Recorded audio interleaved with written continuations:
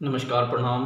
आप लोग जैसा कि जानते हैं, अभी पूरा विश्व कोरोना वायरस से संघर्ष कर रहा है और इस संघर्ष के दौर में हम देख रहे हैं कि गरीब लोग पलायन कर रहे हैं। जो जहाँ पर मजदूरी करने वाले थे, रोजगार करने वाले थे, जो दिहाड़ी मजदूर थे, उन लोगों का मैंने देखा है कि जो जिंदगी काफ़ी अस्त व्यस्त है।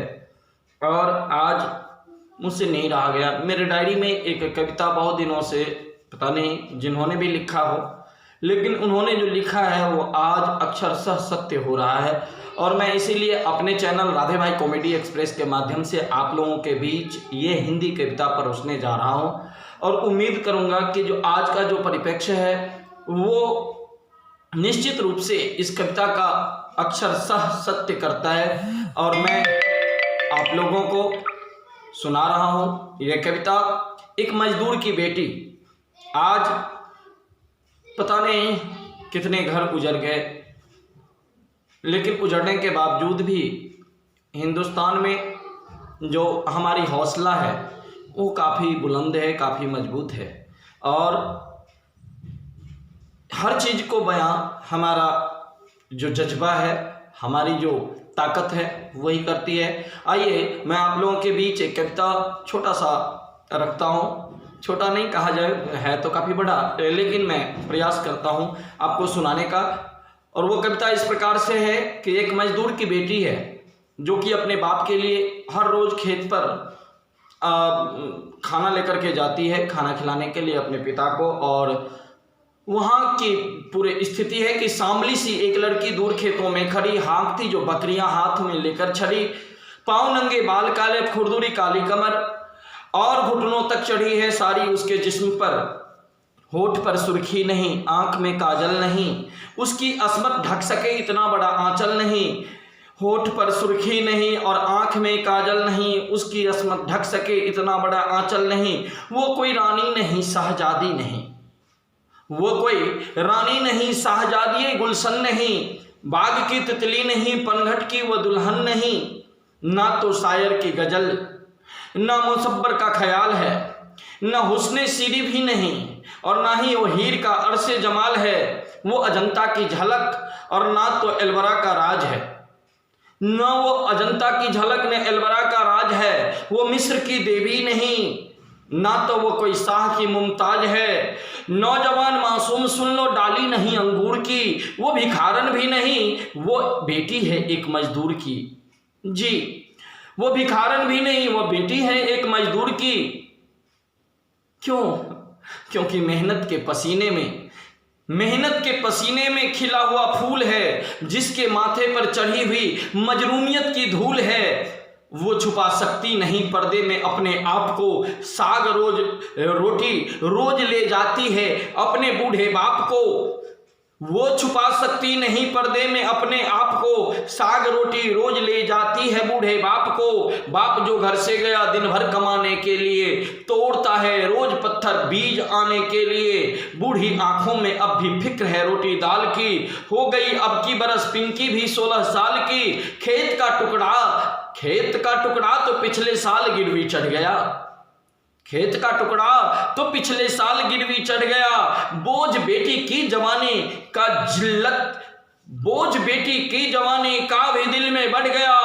खौफ और जिल्लत के धुआं जिस दिन इस सीने में भर जाएगा, तो खांसते ही खांसते वो बूढ़ा बाप मर जाएगा।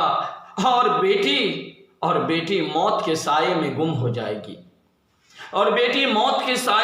हो जाएगी, या रईसों के तिलिस्मी सेज पर सो जाएगी, या तो पागल होकर आवारा फिरेगी दर बदर, या तो घरों से भीख लेगी हाथ रखकर पेट पर।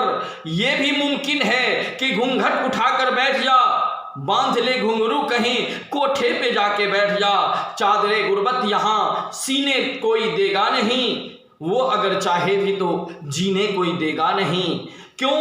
क्योंकि इन भेड़ियों के शहर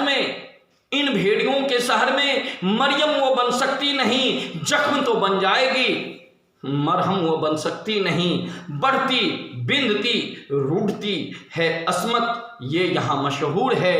अपने देश का तो ये सदियों से दस्तूर है, अपने देश का तो ये सदियों से दुस्तूर है। ऐसे ही ये तो एक आपने बूढ़े बाप और बेटे की कहानी सुना जो कि हकीकत है, लेकिन एक गरीब बच्चा भी आज के दिन में जिसे रोटी नहीं नसीब हो रहा है, जिसके पास निवाला के लिए उपाय नहीं है, वो बच्चा ट्रेन में मूंगफली बेच रहा है। अभी वैसे वो स्थिति मैं पहले का बता रहा हूं कि एक बार मैं ऐसी ट्रेन में सफ़र कर रहा था और सफ़र करने के दौरान ही ये कविता सुनने को मिली थी और उसका मैंने ज्वलंत उदाहरण अपने आंखों से भी देखा है कि पुस्तकों की बैग लेके पढ़ने की उम्र में, पुस्तकों की बैग लेके पढ़ने की उम्र में चिनिया बादाम बेचने को चल देते हैं, कि पुस्तकों की बैग लेके पढ़ने की उम्र में चिनिया बादाम बेचने को चल देते हैं। दूध भात खाने की तो बात यहाँ दूर रही, गालियों से झिड़कियों से पेट भर लेते हैं। ऐसी बोगी में वो बच्चा वो खोमचा लिए हुए मूंगफली की और घुसता है, और घुसने के बाद वो जब बोलना शुरू करता है मूंगफली ले लो, मूंगफली ले लो, एक नेताजी आकर के उसको धक्का देते हैं, कहता है कहाँ तुम ऐसी बोगी में घुस गए हो, इसमें तुम्हारा नहीं है गुजारा, बाहर जाके बेचो, स्लीपर में जाके बेचो, जनरल में जाके बेचो।